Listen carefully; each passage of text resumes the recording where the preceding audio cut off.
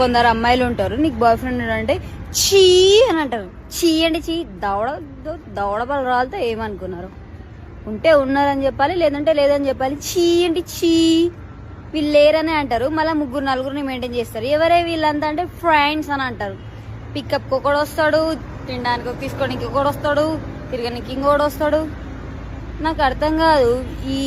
ఈమె తినే పానీపూరి చేయి పెట్టి వాడికి నోట్లో పెడుతుంది, వాడు దాన్ని సప్పరించి బాగానే తింటాడు.